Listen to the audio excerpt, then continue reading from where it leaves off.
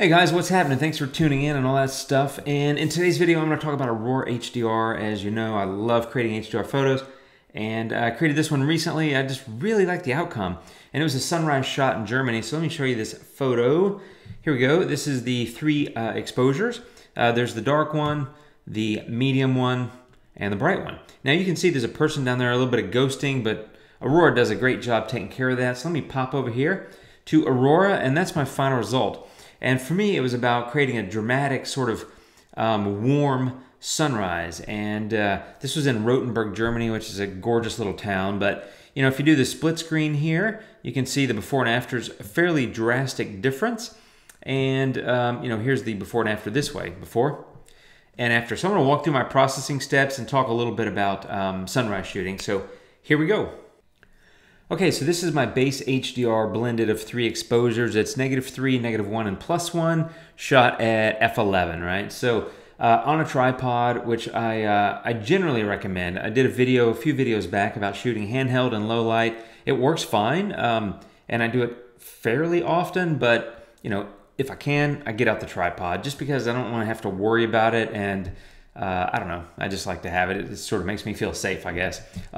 Here's the single middle exposure. There's a blended HDR. You can see the light's a little bit better balanced, but when I'm looking at the scene, it was sunrise in Rothenburg. So that's tip number one about sunrise photos. It really is about travel photography, and that is shoot at sunrise, because these little towns, places like this that draw a lot of tourists, are just crowded as crap, pretty much from like mid to late morning all the way through sunset, right? But at sunrise, you know, travelers, people that are on you know, not photographers like us, but people that are just, you know, tourists, I guess. They go on a vacation and they'll go see a place, but they're sleeping in because they're on vacation. Because at home, they got to get up and go to work and get the kids to school and do all that. But on vacation, they're like, screw that, man, I'm sleeping. So they'll sleep till 9 o'clock or something or whatever. But I won't, right? I'll get up and go shoot. So sunrise is just freaking primo, I think. In this case, I went into HDR Basic, and what I wanted to do is start warming the photo up. And so you can see that often I'll take the temperature and go left and make things a little cooler, but in this case, the sun was rising over there, but it was kind of cloudy, and my hope was to get like the sun bursting, you know, like above the building or something. I could go fake that in Luminar with the sun rays filter, but I'm not gonna. So I didn't get that, but it was definitely warmer than the base HDR or the brackets sort of showed you. So I warmed that up, and you can see here a little contrast, a little smart tone, and manage a little bit of highlights and shadows, sort of some basic stuff, and then onto the color filter here, and that was adding a pop of saturation and vibrance and color contrast. So I hit all three, so before and after. And now that you know, you're looking at it, you know, you can kind of see, hey, it's warming up. It's really starting to look like a sunrise, and that's kind of what it looked like to me, as I recall. Now this was a couple of years ago, so you know, who knows exactly what it looked like, but that's how it looked like to me in my memory. So this is when I start doing some things where I want to add a little bit more drama. I like HDR, I think that's clear, and I like dramatic photos. You saw the end result, which is kind of dramatic, but I want them to be realistic. Like, I've done plenty of over-the-top HDR, and I'm not saying I'm never going to do it again, because I definitely am, but more often than not, I want dramatic, kind of on the edge of, like, you know, him going just past or just right to the edge of, you know, what may be acceptable, right? So I don't want to overdo all the colors. I don't want to overdo the detail. I don't want to overdo anything. Image radiance helps with that. And so there's the before, and here's the after. It gives it a little bit of glow and a little bit of shadow back into the photo. And that's the other tip, is that, again, it's not specific to sunrise, but with HDR, because it'll balance the light, like if you remember looking at, oh, that's not it. Well, anyway, you saw it when I turned it off, when I had all the filters off in the beginning. The light's perfectly balanced all the way around the frame. And that's one of the great things about HDR, but I think that's one of the biggest risks of HDR, is because, you know, your eye might see that, and that's what people say, well, you know, it represents what the human eye can see. And I've said that too, and it does. However, I think as a viewer of art, people expect to see shadow. And so that's one of the reasons I like image radiance. It'll add back in some of that shadow. So there, pretty bright everywhere, and there, a little bit of shadow back in. I just think it's more realistic, and I think it's more accustomed to what people are seeing in photos. And so I like to keep it sort of, you know, in the area of realistic, right? Obviously, I'm not going totally realistic. Glow is a fun filter, so let me turn that on. If you look at the sky, especially like around that steeple, it just kind of glows, right? And that's what it does. And the reason I added that, let me turn it off.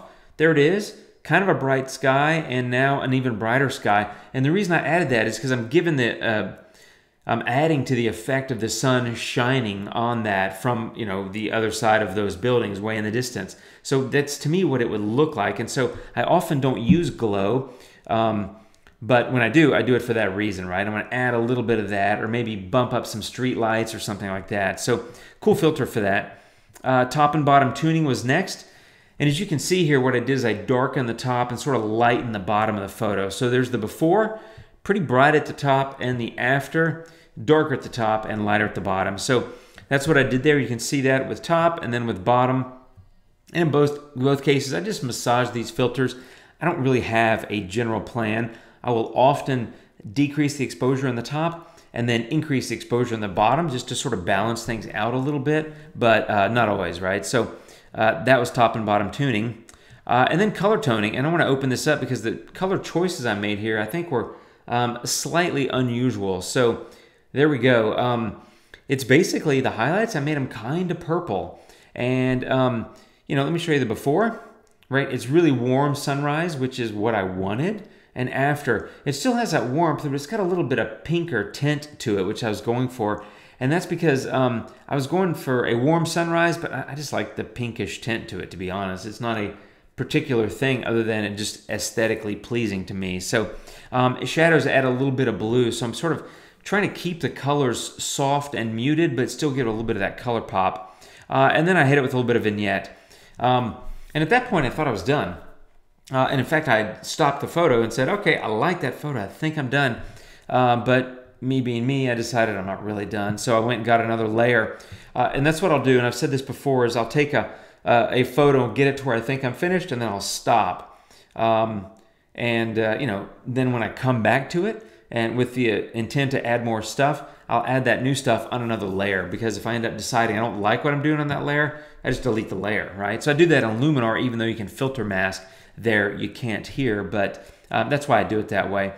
To me, it's cleaner, right? Less things to think about. So what I did here, as you can see, add a little bit of warmth and a little bit of tint and a little bit of HDR enhanced. So before and after, I don't even know if you can tell, it's pretty subtle. And then I went down here to vignette again. And with vignette, I just tightened that up a bit. I had a vignette on the previous layer. Oh, you know what? I got this layer turned off. I was wondering why I wasn't noticing that stuff. So let me turn this vignette off. I was thinking it wasn't that noticeable. So here, there's the before of the HDR basic. And let me show you the filters again. And then here's the after. So I got quite a bit of bump. I was kind of wondering, that's the thing. You record videos, you turn on and off layers and filters, and sometimes I'm like, what happened? That's what happened. Okay, so anyway, warmed it up, added a little bit more of that tint. I'm getting that nice kind of warm sunrise feel that I wanted, which I really like, and then HDR enhance. And then, as I said already, I hit it with another vignette, and this one I added some interior light as well, that inner brightness, which I just adore that feature. So before, you know, no vignette, and to me, I mean, that's kind of what something looks like. But you know, as a viewer, or as the photographer, I'm wanting to draw the viewer into the frame because I don't really care about the stuff on the side. I want the lines, like I like how the tables are kind of pointing at the arch down there with the steeple, and then this little edge where the street and the sidewalk meet are kind of, and they're both sort of converging on that person that's kind of a, not quite a silhouette, but right there under that arch. And they were moving too fast. I was getting set up and I saw them. I was like, God, I got to get them under the arch. And I just missed them by just a hair. But to me, the vignette with the inner brightness helps draw the attention there, because you can still see it's a cafe and it's a table and all that stuff, but I don't want you to spend too much time looking at it. And then I was done, I thought. And then I just decided to do one more layer. And this is a really simple thing. I just went in and did HDR structure, and I'll show you. I just painted it roughly into the center of the photo. So there it is. Again, these are the things I'm kind of focused on visually, and I want the viewer focused on. And so those are the, that's where I painted it in, and it was just a little bit of structure. So, well, 54, maybe more than a little bit, but I just wanted to crunch it up a little bit. And that's another tip. Something I do a lot is when I first started doing a lot of these things, I would take the structure increase, for example, and I would go all over the photo, including the walls on the right side and all the stuff on the left side. But now I don't really do that. I just kind of put it in the areas that I really care about. And in this case, it is the center of the frame. I think it gives, well, I don't think, it gives a bit more crunchiness to that walkway. It sort of brings those cobblestones to life. Let me show you. There's the before and the after, and a little bit of the wall there and the sidewalk, and then I hit the steeple and all that to give it a little bit more punch. One more time, especially if you look up here and the steeple above that arch, it's kind of soft, and now it's a little crunchier, and I like that. And that's it, really. So there's a before and after. So that's the center exposure, and then you know, here's the after. So center exposure and after. So, you know, base layer, 2 more layers. The last 2 layers were really just small customizations, just 1 or 2 filters, just to get those final touches. And that's how I did it. So think about those things when you're editing or shooting sunrise. I highly recommend you shoot sunrise if you haven't, especially when you're traveling, because if you're like me, you're going to go see the stuff that's cool, that's awesome, that is probably a well-known tourist location or destination, and it's going to be crowded in the middle of the day, and the light's bad anyway. It's going to be crowded at sunset. It may be crowded at blue hour. So it's either wait late into the night, which I can never do because I get tired, or you get up really early, which is hard, but that's what caffeine is for, and you get out, and then you have all these great, you know, pictures you've taken, and it's not even breakfast, and so you've had a successful day, and the rest of your day, you're like, let's do whatever you want, honey, right? So that's how I try to do it. That's it, friends. Let me know if you have any questions. I appreciate it. I'll be back soon with more videos. I got some more Luminar stuff and some more Aurora stuff I want to do.